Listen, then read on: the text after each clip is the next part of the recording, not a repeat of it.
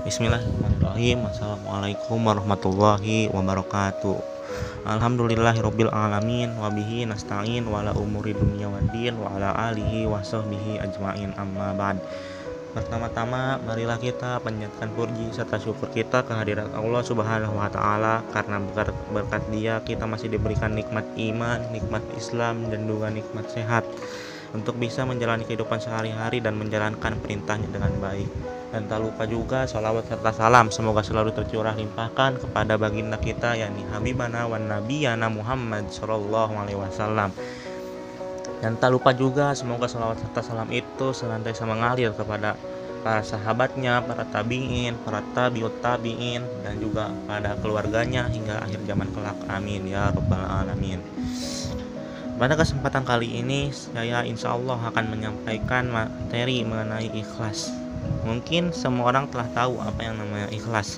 Sering orang mengartikan ikhlas dengan melakukan sesuatu tanpa mengharapkan imbalan apa-apa. Dalam agama Islam, ikhlas adalah melakukan sesuatu karena Allah Subhanahu wa taala. Ikhlas sendiri mempunyai praktek-praktek dalam kehidupan sehari-hari. Contohnya, ikhlas dalam bekerja, ikhlas dalam beramal, ikhlas dalam mengajar, ikhlas dalam beribadah, dan lain sebagainya. Nah, contohnya apabila kita masukkan dalam konteks ibadah, maka ikhlas berarti melakukan ibadah karena Allah Subhanahu wa taala, bukan yang lain, bukan karena ingin dipuji, bukan karena ingin terlihat soleh, tapi benar-benar semata hanya karena Allah.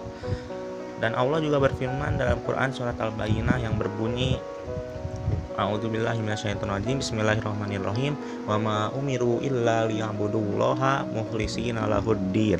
Yang artinya tidaklah mereka diperintahkan kecuali untuk mengikhlaskan agama untuknya. Ayat di atas menerangkan pada kita bahwa ikhlas dalam beragama. Agama apabila tidak dilandasi dengan ikhlas dan kejujuran akan runyam dan seolah tak berbekas. Orang sibuk memikirkan kepentingan diri sendiri tanpa sedikit pun menempatkan agama dalam prioritas hidupnya. Ikhlas dalam beragama menjadi sangat penting untuk pupuk dalam diri, karena dengan ikhlas semua urusan akan menjadi lebih terang dan mudah untuk dijalankan. Ikhlas juga menjadi penting untuk dipraktikkan, karena setiap amalan yang kita lakukan tidak akan sah di mata Allah apabila tidak tanpa ikhlas. Dalam hadis yang diriwayatkan oleh Imam Muslim dalam kitab Sahih Muslim, diceritakan tentang suatu perkara yang akan terjadi nanti pada hari akhir di hadapan Allah Subhanahu wa taala. Nanti di hadapan Allah ada seorang hamba yang ditanya oleh Allah, "Apa yang kamu telah lakukan di dunia, wahai hambaku?" Dan ia menjawab, "Saya berjuang dan berperang demi Engkau, ya Allah, sehingga saya mati syahid." Kemudian Allah berkata, "Dusta kamu, sebetulnya kamu berperang bukan karena aku, melainkan agar disebut orang yang berani.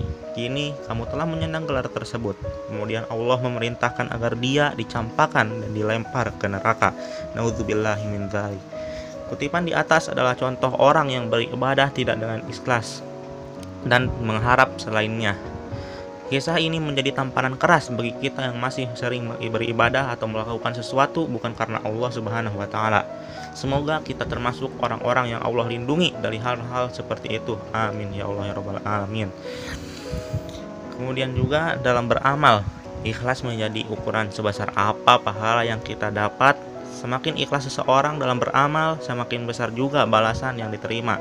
Semakin murni karena Allah dia melakukan sesuatu, maka semakin bernilai amalan itu di sisi Allah Subhanahu wa taala. Nah, setelah kita memahami tentang ikhlas tersebut, maka marilah kita mulai memupuk dan melatih diri kita agar senantiasa ikhlas dalam segala hal. Sehingga apa yang telah Rasulullah syaratkan dalam hadisnya yang tadi sempat saya bacakan tidak terjadi pada diri kita. Amin ya Allah. Amin. Mungkin hanya itu yang bisa saya sampaikan.